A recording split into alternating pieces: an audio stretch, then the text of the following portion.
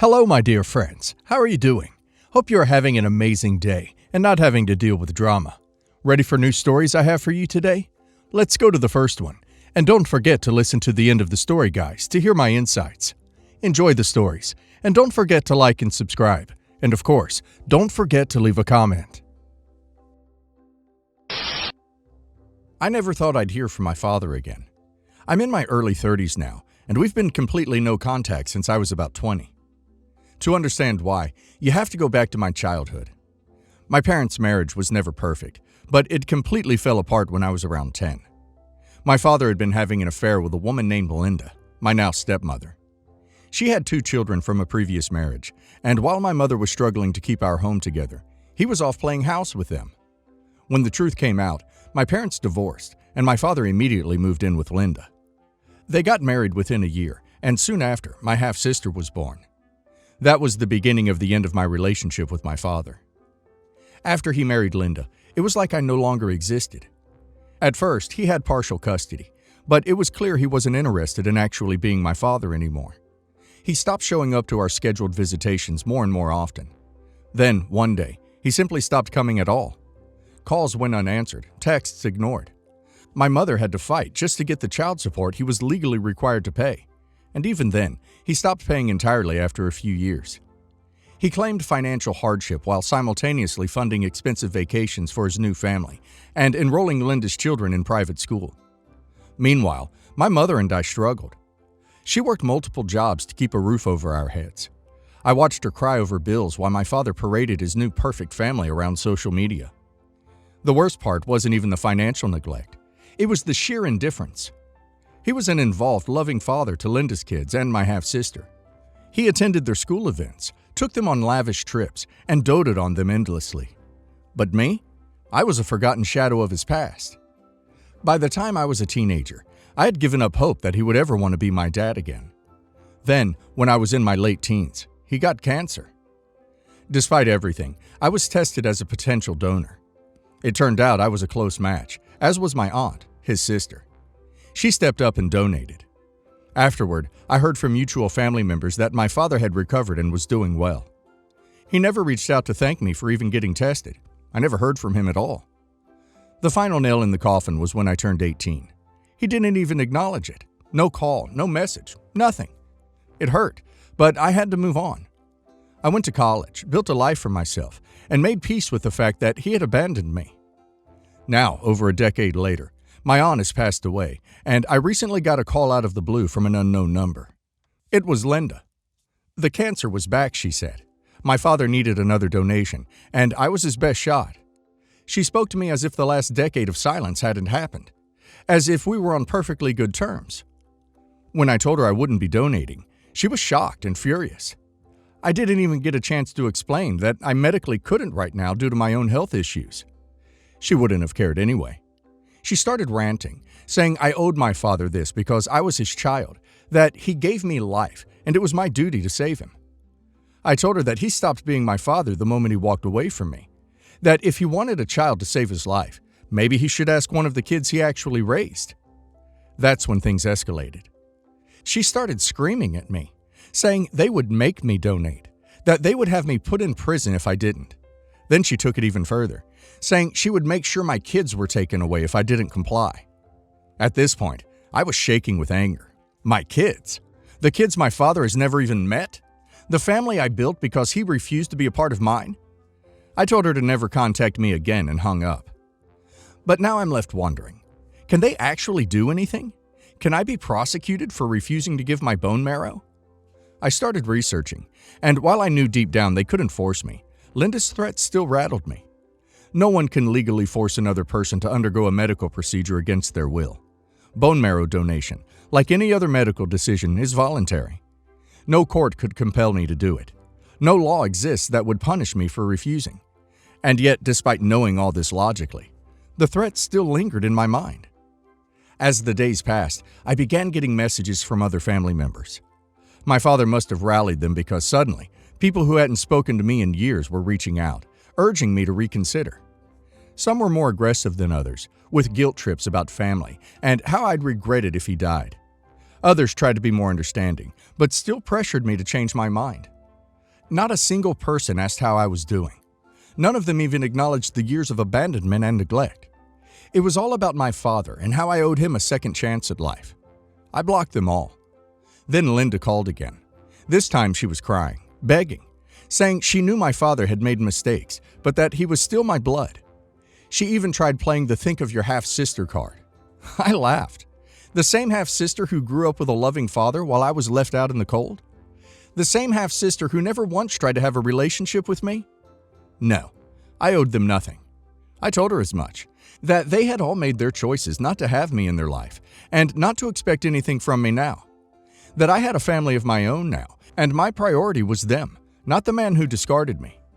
She called me a monster, said I was selfish and heartless for letting my father die. I hung up and blocked her too. I haven't heard from them since. Maybe my father will find another match. Maybe he won't. Either way, it's not my problem. And for the first time, I feel completely free. Am I the a-hole for refusing to donate? Family isn't just about blood. It's about love, support, and actually being there for each other.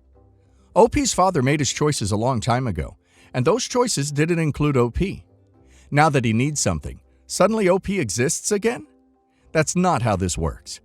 The audacity of OP's stepmother to threaten OP, especially with something as ridiculous as prison or losing kids, is absolutely disgusting. OP owes them nothing. If they were decent people, they wouldn't have to resort to manipulation and threats to get what they want. And now let's hear the community's opinion. This is exactly why medical donations are voluntary, because no one should feel forced to endure a painful, invasive procedure for someone who has treated them like they don't exist. Your father didn't just abandon you. He actively replaced you. He gave love, attention, and financial support to his new family while pretending you didn't exist. Now that he needs something, he suddenly remembers you? No. He had decades to rebuild a relationship with you, and he chose not to. That's on him. The fact that they're trying to push and guilt-trip you instead of showing any remorse speaks volumes. I can't believe the entitlement of some people. They really expected you to step up for a man who abandoned you, ignored you, and replaced you? And your stepmother has the nerve to threaten your kids? That's actually horrifying. You don't owe your father anything, and you certainly don't owe that woman a damn thing. I'm so glad you stood up for yourself and blocked them all. You're not a bone marrow ATM for a man who wouldn't even text you happy birthday. You made the right choice. Stay far, far away. Not the a-hole. Linda has spent decades benefiting from your father's neglect of you, and now she's demanding that you save him? She's not looking for a second chance at family. She's looking for a walking donor. The fact that she tried to threaten your freedom and your children just shows how unhinged she is. And your father, he let all this happen. He could have reached out, apologized, made things right, and tried to have a real relationship with you. But he didn't. And now that it's life or death, he sent his attack dog to manipulate you. Block them all, keep them blocked, and enjoy your peace. You deserve it. Update. It's been about a year since I blocked Linda. Life has moved on, and I've been focusing on my own family, my career, and my health. I had almost forgotten about the whole ordeal, or at least I thought I had, until yesterday. Out of nowhere, I received a flood of messages from my stepsisters and half-sister. My father had passed away. The tone of their messages was not one of grief. No, they reached out solely to let me know that in their eyes, his death was my fault. They told me I was a selfish, heartless person who had condemned him to death by refusing to donate. They accused me of abandoning my own blood and claimed that I would have to live with this guilt forever. They said I should never forget that if I had just done the right thing, he might still be alive today. They also made it abundantly clear that I was not welcome at the funeral, and if I show up, I will be kicked out. One of them, my younger half-sister, sent me an especially venomous message. She told me that she had always known I was bitter and jealous that she got the loving father I never did. She said I had deliberately let him die out of spite, and now she and her siblings were left to grieve alone. That their father was gone because of me. I stared at the messages for a long time, expecting to feel something, guilt, sadness, remorse. But I felt nothing. Just a quiet confirmation that I had made the right decision a year ago. I do not feel guilty, not in the slightest. My father died, but I lost him a long time ago. He was already gone from my life when I was a child. I had mourned the father I never truly had when I was a teenager, when he walked away and replaced me with a new family. He had every opportunity to mend things, to reach out, to show me even an ounce of care, and he never did. The only time he acknowledged me after all those years was when he needed something from me. That is not love. That is desperation. The truth is, if I had donated, it wouldn't have been out of love. It would have been out of guilt and obligation. And I refuse to be manipulated into giving a part of myself to someone who never gave me a second thought. And of course, I won't be attending his funeral. The man they are burying was never my father. He was their father, and he made sure of that. I blocked them all. I refuse to let them inject their anger, resentment, and grief into my life. First, some important info. I, 44 male, have a younger brother, 41 male, and we're the only children. We are also not from the U.S. or any Western country. My father passed away almost 10 years ago. Since our mother was also dead, we divided his estate equally. His estate was a farm of 12 hectares, 30 acres. Back then it had a house, a barn, a pond, wheat fields, and olive fields. Us both were working office jobs in the city and did not want to be farmers. But after my dad died, my wife convinced me to quit, buy out my brother, and start a business with her. She had degrees in business and hospitality. I was working in accounting. And that's what I did. I bought out my brother at market price. After that, my wife and I transformed the farm, got government subsidies to make our farm more sustainable, transformed the area by the pond into a garden and romantic strolling route and a fishing spot. The closest farm plots were made into a pedagogic farm and some made available to guests to rent. Built small houses, built a stable, and bought some horses. We made it into a retreat where you can either spend the day, act as a farmer and have some authentic food, or rent a cabin and try farm life. The rest of the farm was left to farmhands. Since we are barely 2 hours outside city limits, it became a booming business. We are booked solid all year. We have schools coming for tours, activities every weekend, couples throwing their weddings here, and after the first 5 years, we were able to pay off our debt and are making great money. My brother used his money to buy a house, 2 cars, and on his children's schooling, and they are living well. I would say upper middle class by my country standards, but nothing like me and my family. Now he says that he wants in on the business, that what he was paid was not fair. I told him no, that he got what his land was worth back then. Now he is no longer talking to me, and he is the only family I have left. So am I the a-hole? Not the a-hole. He got market value for his half. He used it up. You invested your time and money, and now you are getting your return on investment. No need to feel guilty. Not the a-hole. If he had invested his half of the money into literally anything else, would he share the fruits of that investment with you? I don't think so. You had all the risk of transforming the place, and you had all the risk of it not working too.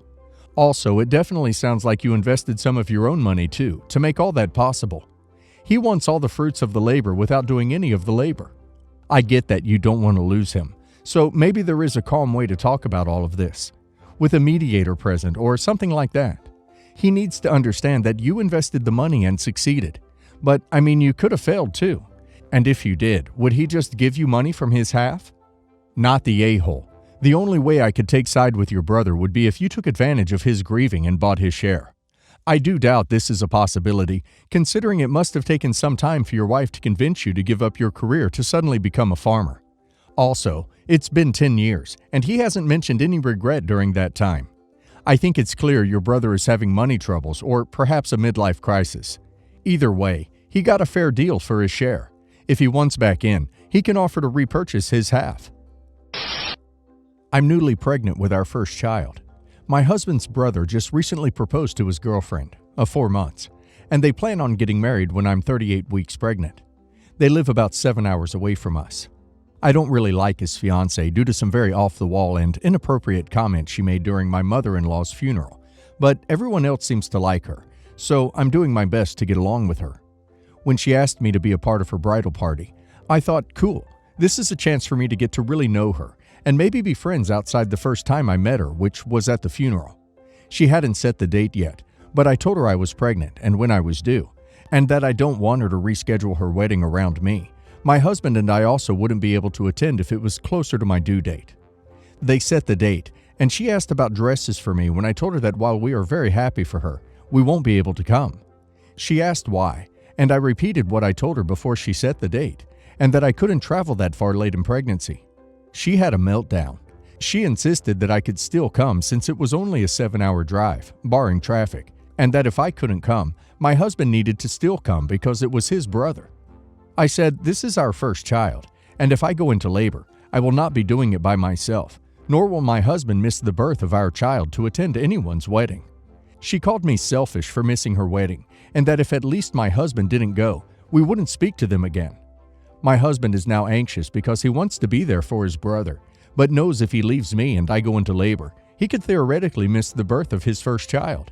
The added bit about making sure him and his brother don't have a relationship when they've always been close also adds fuel to the fire. She texted everyone in the family group chat that I was aggressive and controlling for not letting my husband attend their wedding without context, saying I did not like her. I hadn't planned on telling all of our extended family we were pregnant yet, since I was still in my first trimester. My husband texted back saying I'm not forcing him to do anything, but we agreed not to tell anyone we were pregnant yet.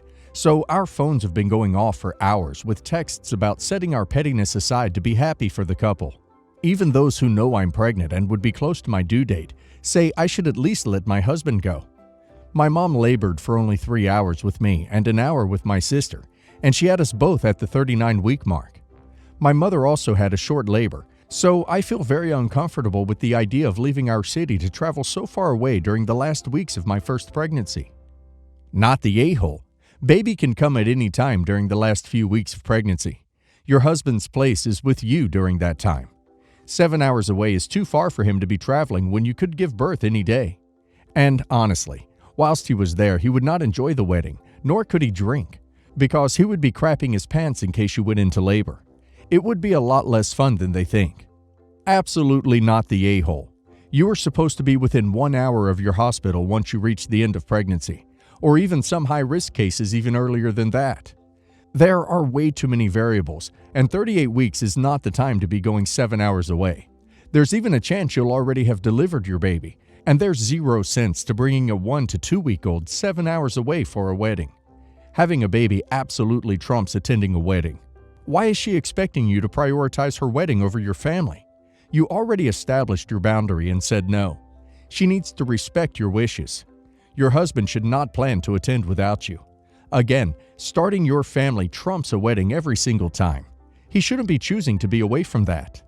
Not the a-hole. Firstly, huge congratulations, and I wish you a happy and healthy pregnancy and birth. Your husband wants to be with you for the birth of your child. You told her your due date, and told her prior to the fact that you didn't want to attend if it was near.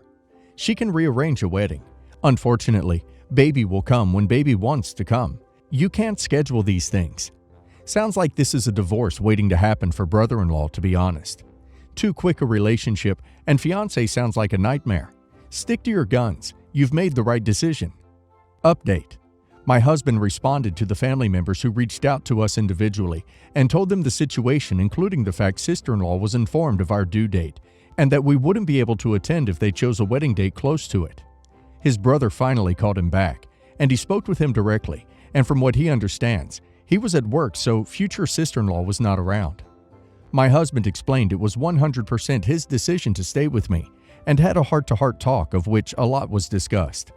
His brother was surprised about the ultimatum, apologized for his fiancé's behavior, explaining that they apparently recently had a miscarriage, news to us, and she likely was taking out her feelings, including jealousy, on me. He also told my husband that he was going to talk to sister-in-law and have the date changed since they didn't sign a contract with any vendors yet. He said he really wants us there since we're close, and he'll either move the wedding forward or push it back. So I guess we might be going to the wedding after all. Though I told my husband at this point he can be a groomsman, but I definitely will not be part of the bridal party because I didn't want her to take out her feelings on me throughout my pregnancy while she's wedding planning. Today was super stressful, and I won't be responding to any more comments, but I wanted to thank all of you for all your support and suggestions. I started having doubts about whether or not I was the a-hole here when family kept pestering us to concede, but I'm glad to find out our decision was perfectly normal and expected. My fiancé comes from a gymming family. They love the gym and fitness and all that, which is great. He's perfect, and I love how much he likes to work out. I, on the other hand, am not a gym person. I'm a curvier girl. Yeah, I'll work out and go on hikes and runs, but I'm not hitting it like his family. Doesn't mean I'm unhealthy. He loves me as is, and I love him as is. When I met his family, his sisters welcomed me with open arms. I love them like they're my blood. As for his parents, the first thing his dad did was look at my partner and ask if he was serious. My fiancé and his sisters went off at their dad for saying that. He tried to write it off as a joke, but we all knew what he meant. Anytime I saw his parents, his dad would give me looks and his mother would make snarky comments about my weight and outfits. She would never do it when my partner or his sisters were around because they would tell her off for it. My partner proposed and we started planning our wedding. I'm Pakistani and we traditionally have big weddings, and it's not uncommon for parents to pay for it. So my parents offered to pay for our big Desi wedding. My fiancé and his sisters are excited, and since the wedding will be huge, we decided to make the engagement party very small. Well, when his parents heard my parents will be paying for the wedding, and they offered to pay for an engagement party, we refused. They insisted, and now they are. Last night, we had a family dinner at his sister's place, and at the dinner, my fiancé's mother made multiple comments about me going on a diet and starting to lose weight before the wedding, and she kept mentioning how she is paying for the engagement party. There's only so much a person can take. So I confronted her about it in front of everyone. I told her that if she can't stand a fat bride-to-be, then she doesn't have to pay for it, and she's uninvited to our engagement party. My fiancé intervened and said we can't not invite his mother. She started crying and yelling at how she already paid for the venue and catering, so she is paying for it, and she will be attending. I don't know what venue and catering because nothing was run past my fiancé and I to check if we approve. His sisters agreed with me and also berated their mother for her behavior towards me and said that it is fair she is uninvited. We all went back and forth and I got sick of it, so I left. Later, when my fiancé came home, he said he understands how hurt I am, but we can't uninvite his mom, especially since she has already planned and paid for everything. I told him then I won't attend, and now he's pissed and told me I'm being immature and a bee. But I stand by what I said. If she can't stand the way I look, then why should she be there? If he wants her there so bad, then I won't go. I won't tolerate being insulted and criticized at my own party. Am I the a-hole? Not the a-hole. And please don't marry a man who would ever call you a bee. Ever. Under any circumstances. No one who truly loves you and sees you as their partner in life should even want to call you demeaning names, even if they're upset with you, much less a name like that.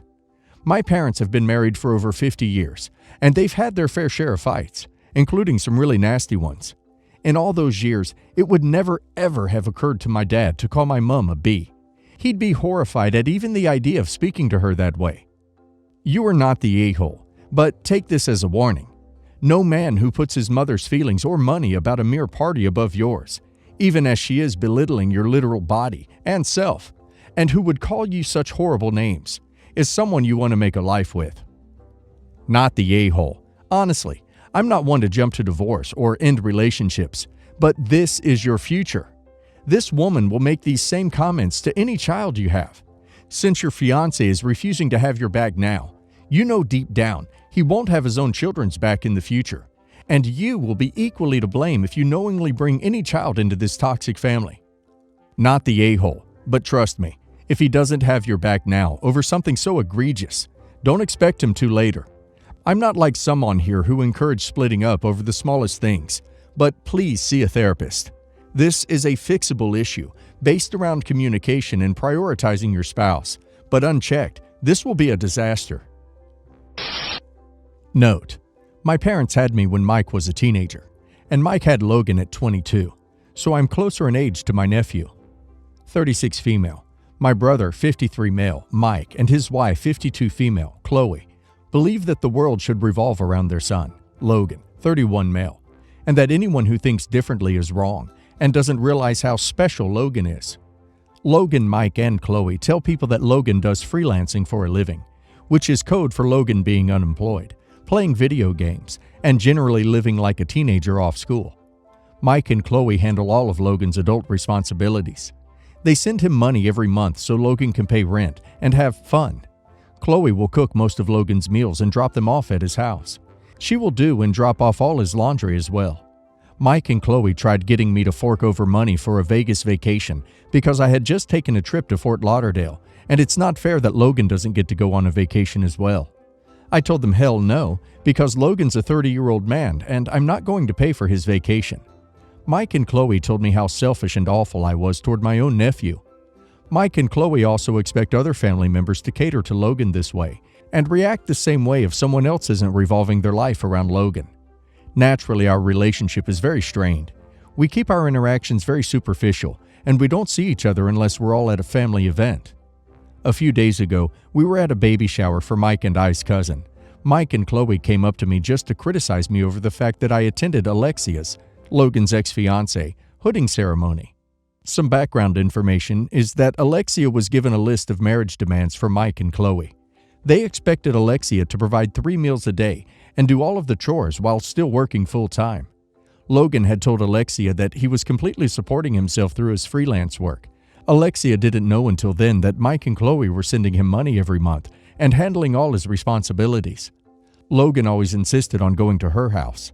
Alexia noped out of the relationship, and Alexia and I are still friends.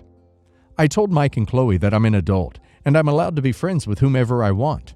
They started to raise their voices and said I'm disrespecting them by speaking with Alexia after she abandoned Logan and can't see how great he is. I told them that for crying out loud, Logan isn't special and he's an overgrown child. They may have deluded themselves, but stop being mad that nobody else is enabling their fantasy. Family members are divided on what I said. Some are arguing with what I said because they're tired of Mike and Chloe's demands that everyone's life must revolve around Logan, and it had to be said. But others are saying that it was supposed to be a nice family event, and even if I don't mean it, I could have just said sorry instead of causing drama. Am I the a-hole? Not the a-hole. If they ask you to fork over cash again, just act all innocent and say, I'm not paying for a grown man. He should use the earnings from his freelance work and pay for it himself. And then excuse yourself from the conversation. Not the a-hole. It needed to be said. You don't need to apologize for who you were friends with. I don't blame Alexia for noping her butt out of there. I'm surprised she stayed long enough to get to the fiancé stage. Logan is an overgrown child, and his parents have done him a huge disservice in preparing him for the adult world. Not the a-hole. They cornered you. They took issue with your friendship. They berated you. You simply defended yourself. They had every opportunity to not create the drama. They could have left you alone. They could have been cordial and not taken issue with your friendships. They could have kept it superficial and non-confrontational. They could have chosen not to press for a response.